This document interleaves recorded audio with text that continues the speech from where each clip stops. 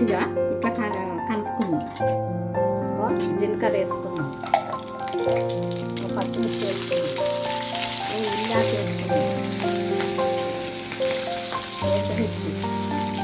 మెంతి కూర, కొత్తిమీర,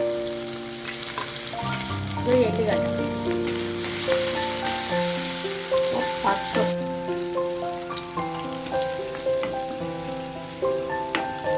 పోపు చేసుకున్నాం. ఇలా పోసుకుందాం.